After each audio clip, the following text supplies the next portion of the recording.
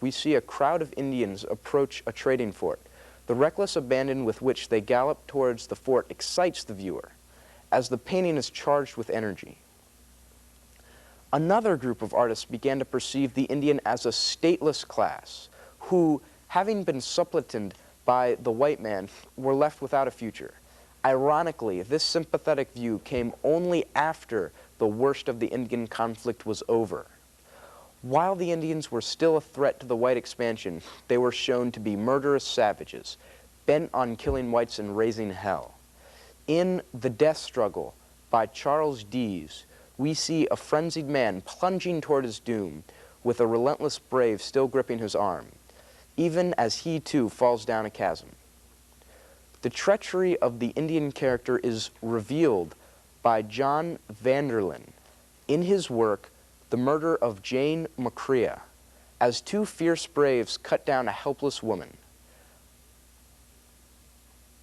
Lastly, in Osage Scalp Dance, a mob of unruly, chanting, and crazed Indians attacking and preparing to brutally murder a white woman who tries vainly to shield her child.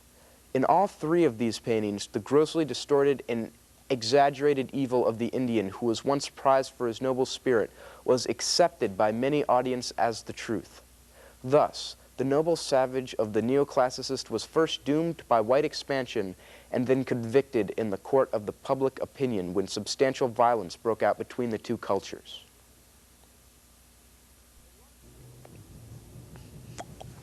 In large part, the romantic image of the Old West that forms in our heads when we contemplate the cowboys and Indians of a forgotten era was the work of famous American artists. In seeking to capture the spirit of the era, painters like Remington, Russell, and Wyeth created memorable works which conveyed the playful danger and excitement of the Old West. Perhaps more than any artist, Frederick Remington popularized and romanticized certain Western characters, like the cowboy and the mounted soldier. Although Remington was never actually a cowboy, he was a skilled equestrian and spent a great deal of time in the Southwest, borrowing ideas for paintings from the characters he met. In this Remington work, titled On the Southern Plains, we see a unit of federal cavalry racing across the plains, weapons held ready and adrenaline pumping. Such works as this help burn the image of the brave Western soldier racing to find and repulse Indian raiders. Another Western painter, Charles M. Russell, was a genuine Westerner. His works chiefly showed the rough-and-tumble qualities of Western towns. In this painting, called The Tenderfoot, we see an inexperienced traveler being shot at by a local bully. In another work, called In Without Knocking, a group of drunk, hell-raising cowboys barge into a local saloon without even dismounting. While some artists suggested that the lawlessness of the West was playful, others portrayed it as deadly and brutal. One of these artists was Newell Convers Wyeth, who painted this picture, Hand pulled his gun and shot him through the middle. In this work, we see a villainous cattle rustler shooting another cowboy as a bystander averts her eyes in horror and disgust.